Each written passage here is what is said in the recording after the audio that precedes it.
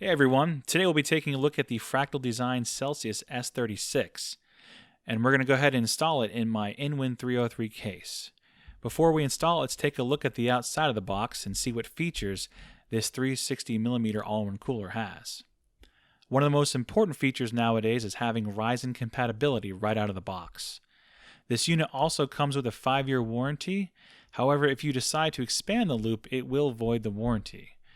The S36 includes 3 GP12 PWM fans, an integrated fan hub, and the option to expand your loop.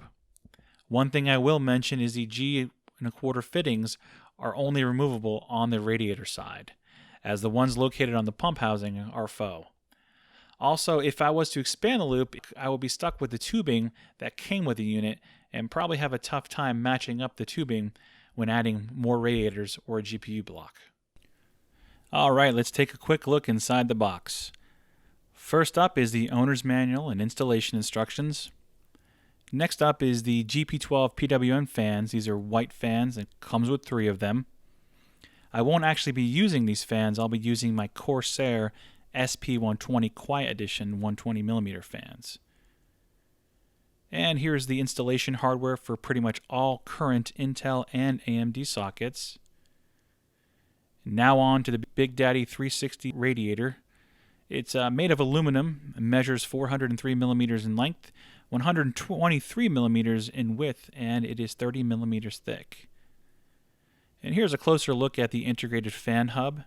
It has 3 fan headers to connect all the fans included.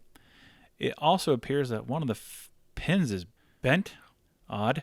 Since the S36 doesn't use software, Fractal has included 2 options for controlling the fan and pump speed. Auto allows the fans and pump to be controlled via Fractal's own settings, and a PWM mode allows you to control the fan and pump through your motherboard's BIOS. Now, one common complaint about the S36 is that it doesn't have any glam, such as LEDs, RGBs, smoke and mirrors. It's just a snowflake that's pretty tough to see. So I was going to cut some white vinyl to fill in the snowflake, but I failed miserably. So I decided to use the same vinyl stickers that I've used for my SSDs and cut it to fit on the pump housing. Took a bit of time. I finally got it to work. I did have to use the protective plastic that came off the pump housing as a template, but I'm pretty happy in how it turned out. I've been using a Thermaltake Water 2.0 Extreme in my rig, and it's been having a tough time keeping the CPU cool under load. My 5820K is overclocked to 4 GHz at 1.25 volts. It's by no means a golden sample, and it gets pretty at full load. After running OCCT for 20 minutes with an ambient of 25C, I'm seeing the hottest core peak at 92C, which is pretty high. To be fair, the InWin 303 isn't well known for its cooling potential, as there's not much space between the radiator fans and the front glass. When the glass is removed, CPU temps can drop by as much as 10C. Alright, well let's get this Celsius S36 installed.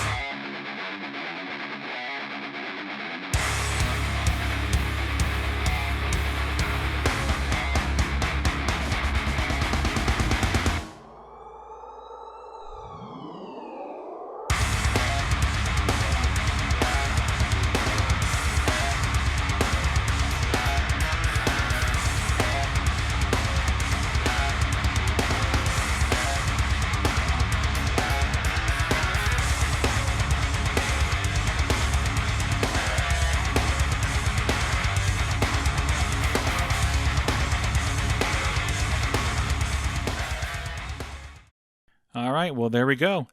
Now that it's installed, let's run OCCT again for 20 minutes and see where our temps peak and stabilize. Okay, we're looking at a reduction in peaks from 92C to 84C. And the other cores are seeing anywhere from 4C to 7C reduction in temps. Ambient temps were the same for the sake of the comparison. And I also wanted to mention that I'm using NZXT's CAM software to set all the radiator fans to performance mode. That pretty much runs all the fans at 100% when the CPU cores reach 65C. This was done for the Thermaltake Extreme and for the Celsius S36. So all in all, I'm pretty happy with the results, and I'm really happy with the aesthetics of the all-in-one as well, after modification that is. I don't have any plan to extend the loop, but for those of you who are, I can see how some would be unhappy with Fractal's decision to not use real G1/4 fittings on the pump housing, and you're stuck with the stock tubing as well. Pricing is competitive at $119 USD, but if you look hard enough, you might be able to find it for $109 after using some promo codes. Alright, well that's it for my look on the Fractal Design Celsius S36. Coming up on my channel, I will be looking at the Steam Link and testing Steam and home streaming wireless performance. I'll also be doing some game testing on an oldie but goodie, the HD 4890. I'll also be getting an NZXT G12 soon to throw that old AIO on the beastly GTX 480. I plan on overclocking the heck out of it to see if I can start a campfire with it. If that doesn't work, I'll be using the GTX 470 in SLI. Well, if you don't hear from me in a couple weeks, then I probably burned my house down. Anyways, thanks for checking out the video. Bye.